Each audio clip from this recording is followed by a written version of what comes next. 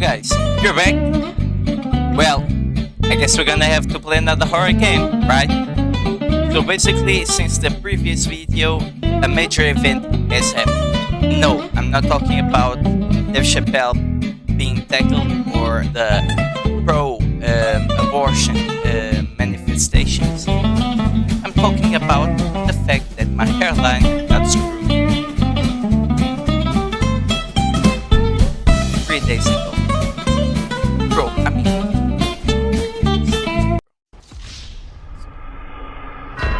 I don't know what I did to my barber. He's been my barber for like the past 2 years, and he was decent, fairly decent. And now he does this crap to me, bro. I think he got mad because I'm from Porto Football Club. It's from Benfica. But nevertheless, we're still here. We're working hard towards our goals every week. Today we are going to play. Hey, what are we going to play? I don't know. I have no freaking clue, but I will decide and I will be back with you guys. Chan, chan, chan, chan. We're going to play Dagon by H.P. Lovecraft. Seems pretty sick, bro. Yes, open Steam. Come on. What am I putting myself into? Whatever, dude. Dagon H.P. Lovecraft. So I haven't heard anything about this game at all, but H.P. Lovecraft tells me something, and I think it is a writer. Hey, don't judge me, guys. I'm not a specialist in literature, so yeah, I read more technical stuff that I was waiting for, bro. Okay, let's see. Let me check. Oh, bro. It starts already pretty fairly scary. Options. Okay, let's try it with max resolution. Language. Others. Let's put it in English. Save and exit. And without further ado, let's crack on. Dagon is a faithful interactive adaptation of H.P. Lovecraft's work focused on story and atmosphere. You will not find difficult choices, action sequences, or inventory management here, and movement is limited to progressing through locations along with the plot. I am writing this under an appreciable mental strain, since by tonight I shall be no more. Bro, what do you mean? Chill, dude. During the game, you will encounter interactive elements. Some of them will allow you to continue your journey. Others reveal interesting facts about the original short story, its historical background, and the author. Some of the trivia is hidden. In order to find these secrets, focus your eyes and look for the Elder sign. You can also access all the found facts later. They will be available in the main menu. Okay. Penniless, and at the end of my supply of the drug which alone makes life endurable, I can bear the torture no longer, and shall cast myself from this garret window into the squalid street below. Okay. Whatever you mean, I'm not quite sure about it. What? Do not think from my slavery to morphine that I am a weakling or a degenerate. When you have read these hastily scrawled pages, you may guess, though never fully realize, why it is that I must have forgetfulness or death. Wow, the graphics are amazing, guys. The graphics are absolutely It was in one lovely. of the most open and least frequented parts of the broad Pacific that the packet of which I was supercargo fell a victim to the German sea raider. Wow.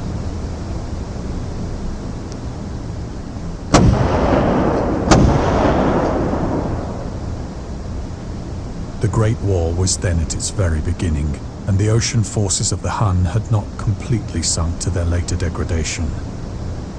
So that our vessel was made a legitimate prize, whilst we of her crew were treated with all the fairness and consideration due us as naval prisoners.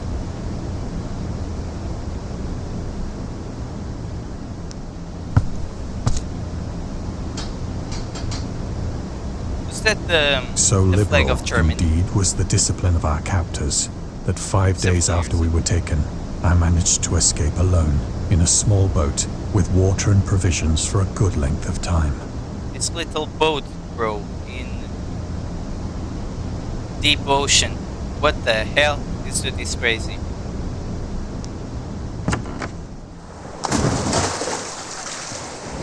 Okay. When I finally found myself adrift and free, I had but little idea of my surroundings. Yeah, and what are your surroundings, bro? You're just on water, floating in the Pacific, I guess, or the Atlantic. Not quite sure. Never a competent navigator, I could only guess vaguely by the sun and stars that I was somewhat south of the equator. Okay. So Of the longitude, I knew nothing, and no island or coastline was in sight. dude, you don't know crap about the navigation system, and The you weather go kept on fair, that. and for uncounted days I drifted aimlessly beneath the scorching sun, waiting either for some passing ship or to be cast on the shores of some habitable land.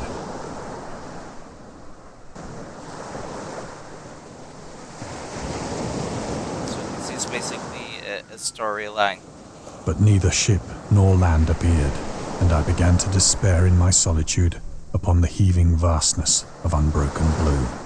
Oh no. The change happened whilst I slept. No, no, no, dude. Its details I I shall don't like never this know, music. for my slumber, though troubled and dream-infested, was continuous. Okay. Lovely, lovely. Okay. When at last I awoke, it was to discover myself half sucked into a slimy expanse of hellish black mire, which a boat lay grounded some distance away. Though one might well imagine that my first sensation would be of wonder at so prodigious and unexpected a transformation of scenery, I was in reality more horrified than astonished. This has got to For be a there dream, was bro. in the air and in the Obviously. rotting soil a sinister quality which chilled me to the very core. The region was putrid with the carcasses of decaying fish and of other less describable things which I saw protruding from the nasty mud of the unending plain. Perhaps I should not hope to convey in mere words the unutterable hideousness that can dwell in absolute silence and barren immensity.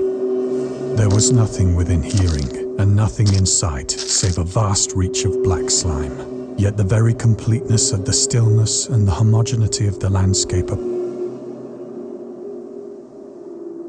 You with an nauseating The fear. sun was blazing down from a sky which seemed to me almost black in its cloudless cruelty, as though reflecting the inky marsh beneath my feet.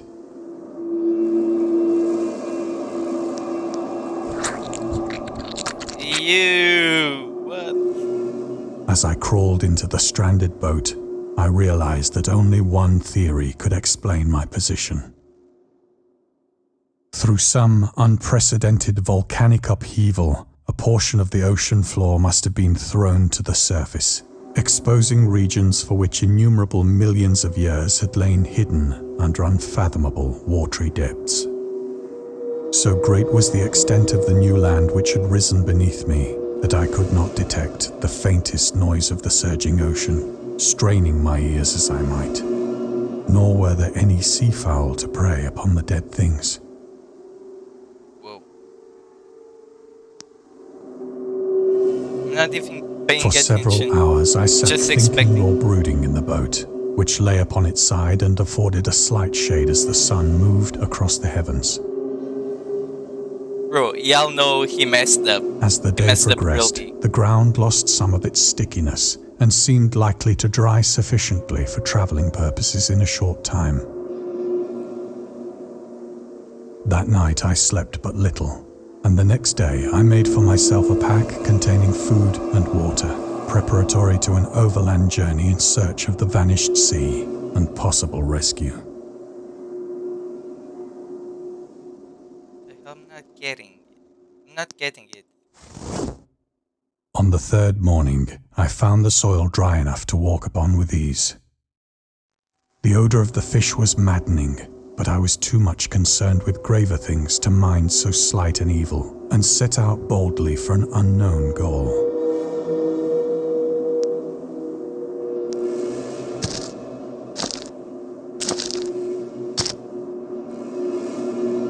All day I forged steadily westward, guided by a faraway hummock which rose higher than any other elevation on the rolling desert.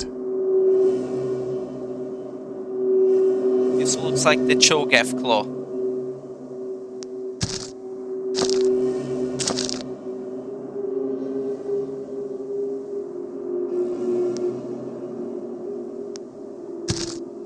Whale.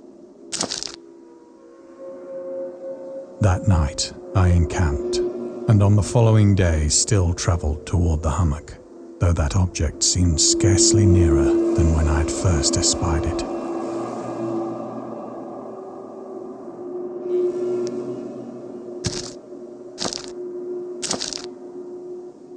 Just expecting something to come up and scare me, like, rah! By the fourth evening, I attained the base of the mound, which turned out to be much higher than it had appeared from a distance. An intervening valley setting it out in sharper relief from the general surface. Too weary to ascend, I slept in the shadow of the hill. I know not why my dreams were so wild that night, but ere the waning and fantastically gibbous moon had risen far above the eastern plain, I was awake in a cold perspiration, determined to sleep no more. Such visions as I had experienced were too much for me to endure again. And in the glow of the moon I saw how unwise I had been to travel by day. Without the glare of the parching sun, my journey would have cost me less energy. Indeed, I now felt quite able to perform the ascent which had deterred me at sunset. Picking up my pack, I started for the crest of the eminence. Okay, let's climb this crap, bro. I have said that the unbroken monotony of the rolling plain was a source of vague horror to me. Yes, the unbroken monotony. Let's go. But I think my horror was greater when I gained the summit of the mound and looked down the other side into an immeasurable pit or canyon, whose black recesses the moon had not yet soared high enough to illumine. I felt myself on the edge of the world, peering over the rim into a fathomless chaos of eternal night. Through my terror ran curious reminiscences of Paradise Lost, and of Satan's hideous climb through the unfashioned realms of darkness. This dude As is the really moon crazy. climbed higher in the sky, I began to see that the slopes of the valley were not quite so perpendicular as I had imagined. Ledges and outcroppings of rock afforded fairly easy footholds for a descent, whilst after a drop of only a few hundred feet, the declivity became very gradual.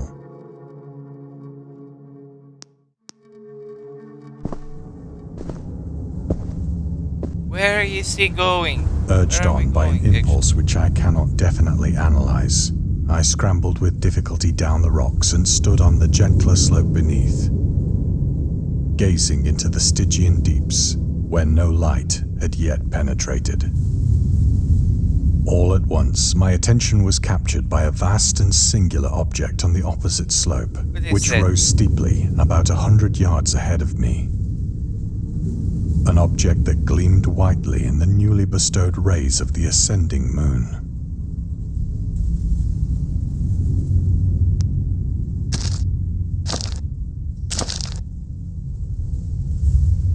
That it was merely a gigantic piece of stone, I soon assured myself. but I was conscious of a distinct impression that its contour and position were not altogether the work of nature. A closer scrutiny filled me with sensations I cannot express. For despite its enormous magnitude and its position in an abyss which had yawned at the bottom of the sea since the world was young, I perceived beyond a doubt that the strange object was a well-shaped monolith, whose massive bulk had known the workmanship and perhaps the worship of living and thinking creatures. Dazed and frightened, yet not without a certain thrill of the scientist's or archaeologist's delight, I examined my surroundings more closely.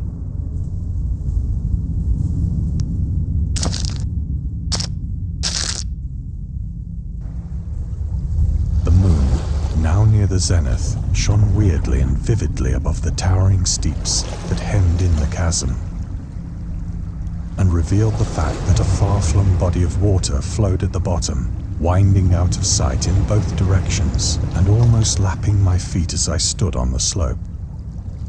Across the chasm, the wavelets washed the base of the cyclopean monolith, on whose surface I could now trace both inscriptions and crude sculptures.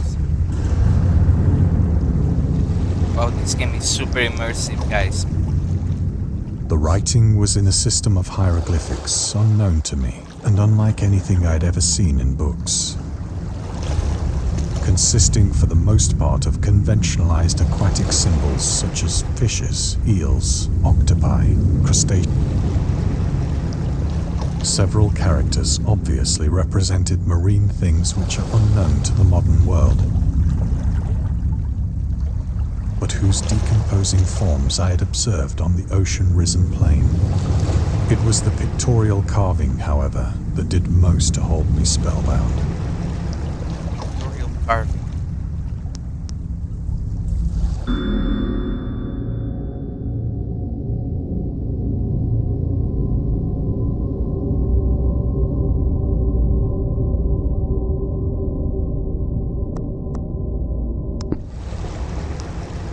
Visible across the intervening water on account of their enormous size were an array of bas-reliefs whose subjects would have excited the envy of a doré. What the hell is a doré? I think that these things were supposed to depict men, at least a certain sort of men. Though the creatures were shown disporting like fishes in the waters of some marine grotto, or paying homage at some monolithic shrine which appeared to be under the waves as well. Of their faces and forms I dare not speak in detail, for the mere remembrance makes me grow faint, grotesque beyond the imagination of a Poe or a Bulwer. Oh, lovely, lovely. I see people way out here in the streets. Whatever. They were damnably human in general outline, despite webbed hands and feet, shockingly wide and flabby lips. They are beautiful as the sun. It is bad to look at them straight. Glassy, bulging eyes, and other features less pleasant to recall. Curiously enough, they seem to have been chiseled badly out of proportion with their scenic background, for one of the creatures was shown in the act of killing a whale, represented as but little larger than himself. I remarked, as I say, their grotesqueness and strange size, but in a moment decided that they were merely the imaginary gods of some primitive fishing or seafaring tribe. Some tribe whose last descendant had perished eras before the first ancestor of the Piltdown or Neanderthal man was born.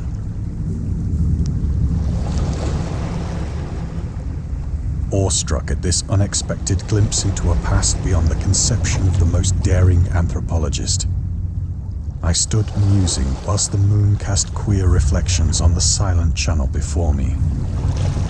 Then, suddenly, I saw it. You saw what? With only a slight churning to mark its rise to the surface, the thing slid into view above the dark waters.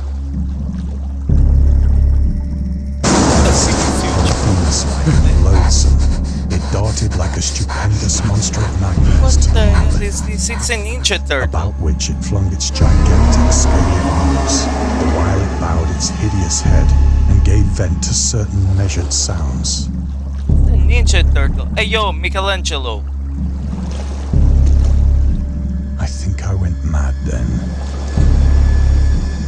Yeah, I hope so.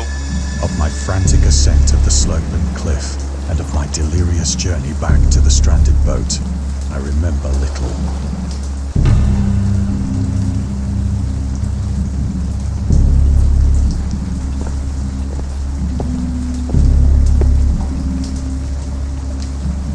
I believe I sang a great deal and laughed oddly when I was unable to sing.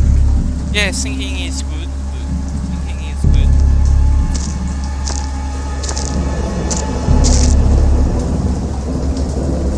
I have indistinct recollections of a great storm sometime after I reached the boat. At any rate, I know that I heard pearls of thunder and other tones which nature utters only in her wildest moods.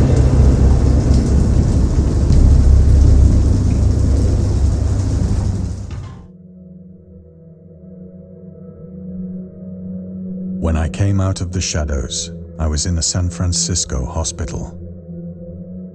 Brought thither by the captain of the American ship which had picked up my boat in mid-ocean.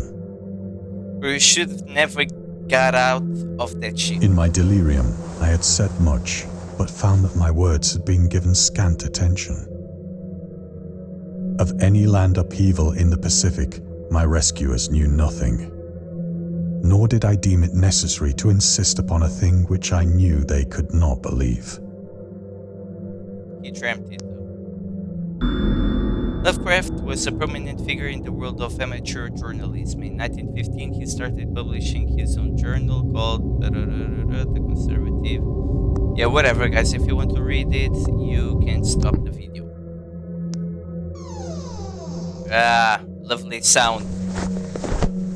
Such a lovely Once I sound. sought out a celebrated ethnologist and amused him with peculiar questions regarding the ancient Philistine legend of Dagon, the fish god. I definitely not like the music chosen. Dagon was the main deity of the Philistines, worshipped throughout the Middle East and the ancient god of fertility and crops. In Hebrew, the word Dagon was a common noun for grain. The rulers of Akkad, Mesopotamia, chose him as the patron saint of their war conquests. He also appeared as the judge of the dead in an Assyrian poem and an underworld prison warder in one of the Babylonian texts. He is often mistakenly taken for a fish god due to the wrong interpretation of his name, as in Hebrew the word dag means fish. In H.P. Lovecraft's works, Dagon is an underwater deity ruling over the deep ones, a humanoid race with fish traits that resides in the oceans. He is worshipped by a secret cult called the Esoteric Order of Dagon. Well, to me, it's just Michelangelo, but only like 10 times bigger. But soon perceiving that he was hopelessly conventional, I did not press my inquiries. Yo, what the?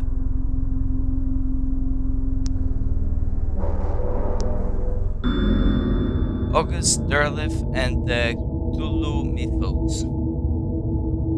Writer and anthologies. He also befriended Lovecraft. Blah, blah, blah. Yeah, you guys got it. Okay.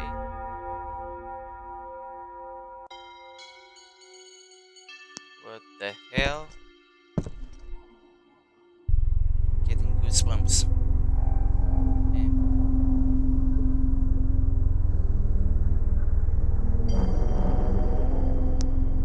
What the? Ah, bro. It is at night, especially when the moon is gibbous and waning, that I see the thing. I see the thing. What I thing? tried morphine. Yeah, obviously, and you got pretty high. But the drug has given only transient surcease.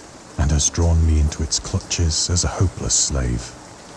Yeah, you got addicted, bro. So now Take care of I am it. to end it all, having written a full account for the information or the contemptuous amusement of my fellow men. Ain't anything crap, bro. Okay, chill. Often, I ask myself if it could not all have been a pure phantasm. A mere freak of fever as I lay sun-stricken and raving in the open boat after my escape from the German man of war. Right, sure. This I ask myself, but ever does there come before me a hideously vivid vision in reply. I cannot think of the deep sea without shuddering at the nameless things that may at this very moment be crawling and floundering on its slimy bed, worshipping their ancient stone idols and carving their own detestable likenesses on submarine obelisks of water-soaked granite. I dream of a day when they may rise above the billows to drag down into their reeking talons the remnants of puny, war-exhausted mankind. Not going to the beach ever again. Of a day I'm when the not land going shall to the sink beach ever again. and the dark ocean shall ascend amidst universal pandemonium. Look at the movie that this guy is making on his head.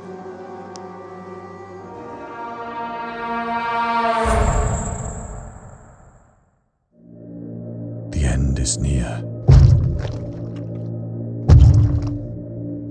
What the hell is this sound, dude? I hear a noise at the door, as of some immense slippery body lumbering against it. Yep, me too. It shall not find me.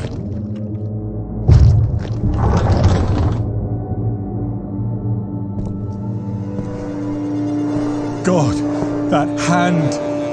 Michelangelo, come on, let's talk. Let's talk, Michelangelo. The window! The window! The window? What window, dude? The window.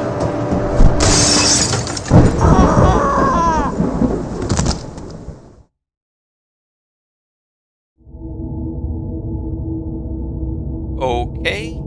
So yeah, guys, there was Dagon by LP Lovecraft, HP Lovecraft, HP Lovecraft. I hope you guys dug it as much as I did. It is a very surreal and immersive experience. If you play it with your headphones and you focus on the storyline, it usually embraces you to get really inside the narrative and the story the main character is narrating. So, with that said, I hope you guys enjoyed it, and I will see you on the next video.